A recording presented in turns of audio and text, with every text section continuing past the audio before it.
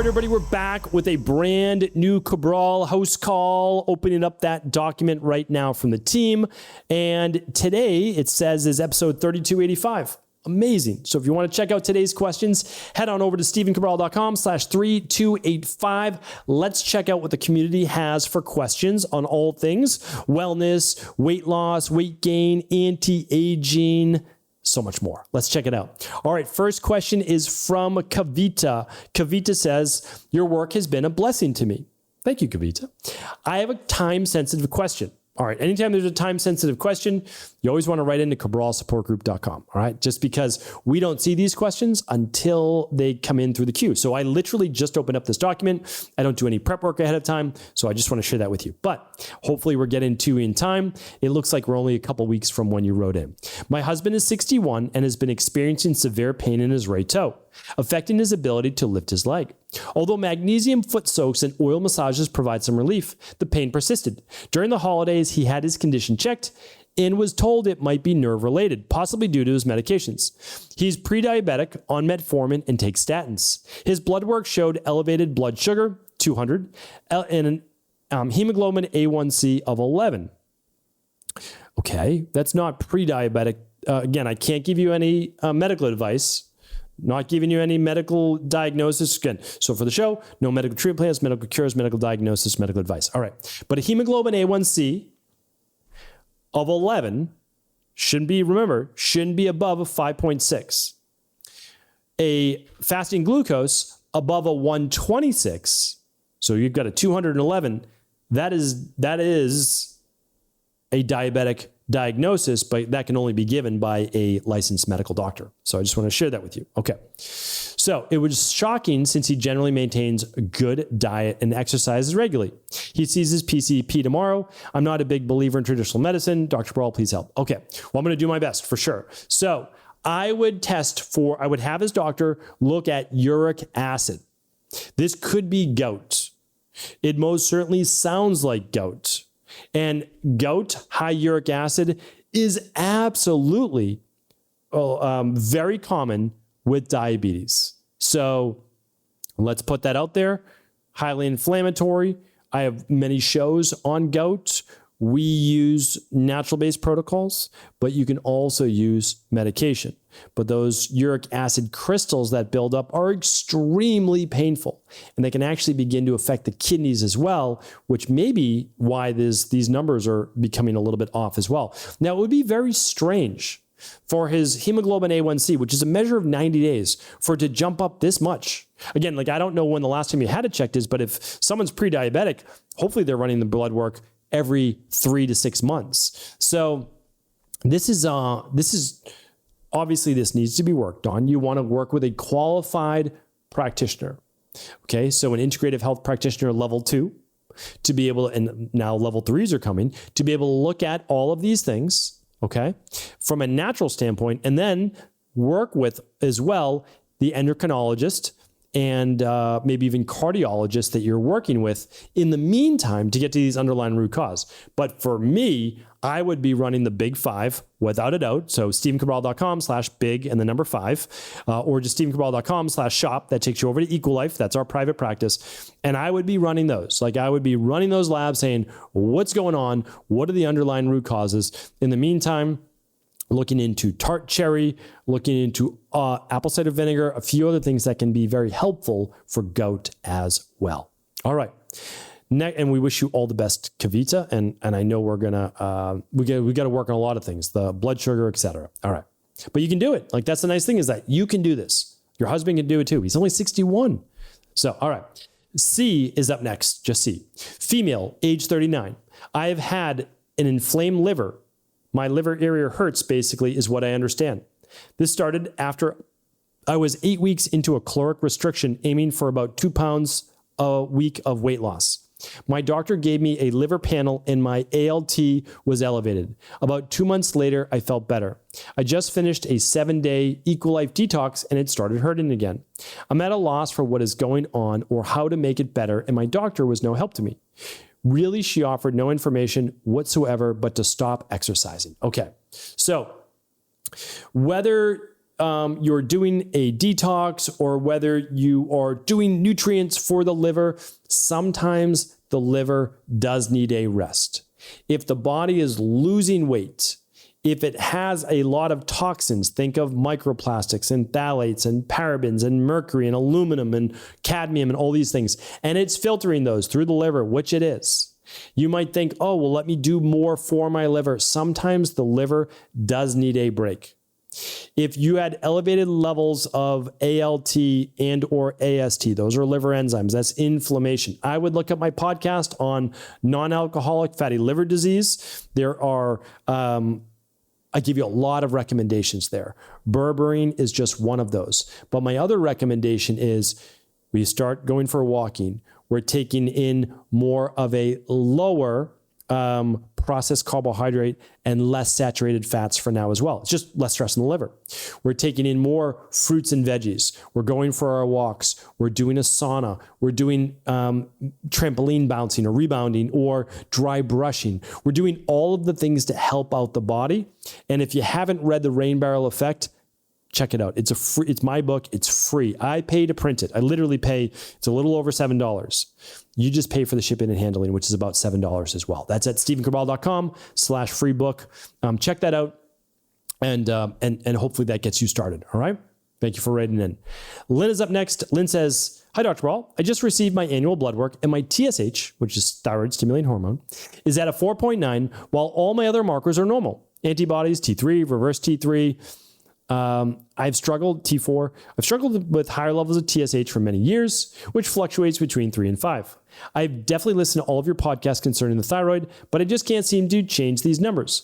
I also noticed that if I take anything with iodine, the numbers go quite high. I've heard that this is normal for around 6 months to 1 year as your thyroid is balancing out, but I wanted to get your thoughts. Thanks so much. Okay, so one is that we never add more to the body than it needs. So I'm a huge proponent, obviously, of good science-backed nutritional supplements.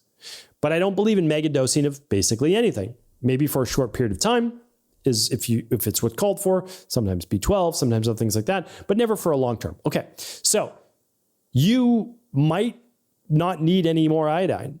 You also might need to work more on detoxification, like a 21-day functional medicine detox, the Equalife detox. You might also have 4.9 is elevated. So this is the thing, when these things are run in isolation, it's hard to tell.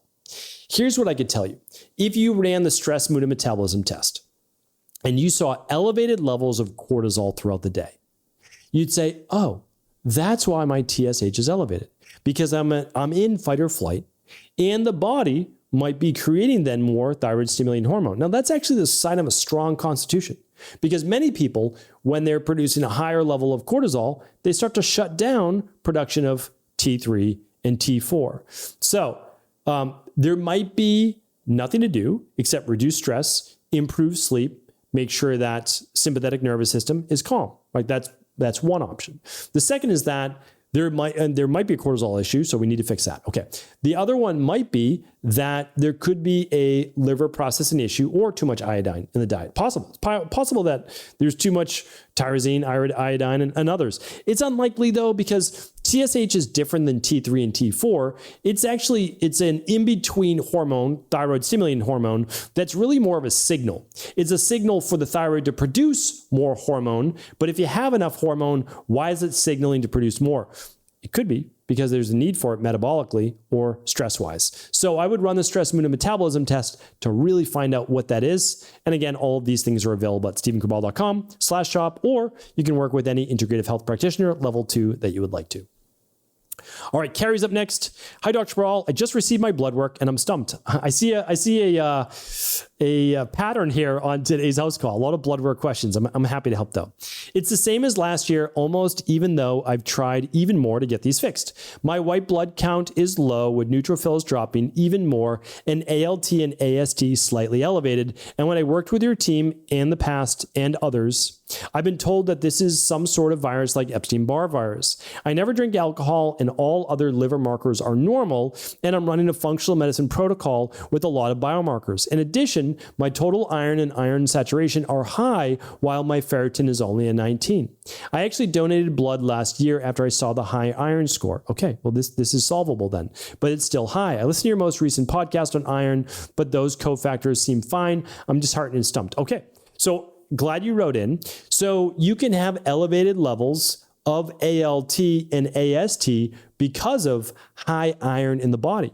And high iron, and that's because high iron is highly oxidative. It is corrosive. It creates free radical damage, and the liver's job is to help remove that from the body as well. So that is good that you're removing the excess iron that shouldn't be there, but then of course, why are you not able to get it as usable iron? As you said, you want to look at the cofactors being so many of the other nutrients that we need, methylated Bs, vitamin D, magnesium, etc. Right? So I'm sure you're doing those, which are great. So we just want to make sure that those markers actually look good on a minerals and metals test, as well as the Candida metabolic vitamins test. That's called the starter kit, aka the vitamin tox test. I'm sure you did that, which is amazing. So now let's look at white blood cell counts also low. Well, that can happen with chronic stress in the body. Any chronic stress in the body. Could be heavy metal toxicity. I don't know. What I would do is go back to the rain barrel effect. Because if you and I aren't working one-on-one, I need to give you the foundations. Work on increasing your antioxidants in your diet, in your body. That's how you combine those together. Diet and body becomes dotty. All right. So what we want to do though is we want to get those antioxidants up. We want to get fiber in to bind a lot of those toxins in the body. You can use psyllium husk as well. Okay. We want to also use sauna. Sauna can be very helpful in these situations. Whenever I see elevated AST and ALT, I like to push people towards that non-alcoholic fatty liver disease podcast, and I like to use berberine. Berberine can also be helpful for certain pathogens in the body, typically 1 or 2 capsules per day, usually 1 at breakfast, 1 at dinner of the berberine plus over at Equalife. That's what I use. Again, you can use your favorite brand. It's 500 milligrams twice a day. Okay. The sauna that I talked about as well. Yes, no alcohol, of course, that we want to do. And then just a normal intermittent fast, stopping dinner by about 6 o'clock, starting breakfast at about 8 a.m. in the morning. That's about 14 hours. And then completing your functional medicine detox is a 7-day each quarter. That's the beginning of what I would do. And then for more specifics, I need to look at your lab. So I apologize, but that's where I would start. And then of course, your walking, your body movement, all of those things are great. All right. All right, let's see where we're at for questions. 1, 2, 3, 4. We've got to get one more in because I'd love to be able to get in at least 5. So this one is from Esmira. Esmira says, hello, do you know what the underlying cause of cherry angiomas is and how to get rid of them? Thank you. So I've actually put this out to the community. I've got this question many times. Sometimes they're called senescent angiomas or senile angiomas or cherry angiomas. Basically, it's the red dots that form on your skin typically after the age of 30. They happen with aging. And it's essentially these red blood cells that start to aggregate together on the skin. It's a little bit of a mutation. They don't seem to be harmful. They don't seem to be a sign of cancer. Now, if you start to get a ton right away, yeah, you want to check, you want to have your blood work done, you want to look at your white blood cells, you want to do those things. No problem at all. But a lot of people get them. And yes, some people tie it to high bromine or exposure to bromides. I haven't necessarily seen that. I really haven't. So, could it be toxicity issues? Maybe. I think it's, again, I never blame things on genetics, but it's like some people are more prone to them. Some people are not. Some people who do more fasting, some people who do less. I have not seen a correlation, but I want to put this back out to the community because I love to learn as well. If you've seen any scientific research or any real great theories, please DM me on Instagram or just send it in the comments below, right on YouTube if you're watching this on YouTube. Any great research you've seen, any science, because I haven't seen it, on the real reason why people start to get more and more cherry angiomas, I'd love to be able to not only look at that research, but put it to the test in the real world as well. So thank you, Esmira, for writing in. Hopefully this has been helpful. Again, I recommend the same good, healthy things. Run your big 5, look at your toxicities, look at your deficiencies, shore those up, make sure you're a healthy individual, run your blood work each and every year. And then besides that, again, you can do a lot of things that I talk about in high performance health. But after that, what we want to look at is you can be healthy and a couple of these things pop up. You can get rid of them as well with your dermatologist with a little electrical stimulation. It just basically zaps them. The red blood cells go away. Doesn't seem to be any harmful effects of that as well. So thank you, Asmara. Appreciate all of you in the community, everybody who's written in, everybody who listens and subscribes to the show. Thank you so much. I'll be back tomorrow with a brand new week of the Cabral Concept. Take care. Thanks so much for tuning into today's show. Before you go, don't forget to hit that subscribe button. I want to make sure that you're getting our daily content, not missing out on anything functional medicine, wellness, weight gain, weight loss, anti-aging, living longer, stronger, and all of the most cutting-edge research. And if there's any topics you want to hear, feel free to leave them in the comments below. Take care.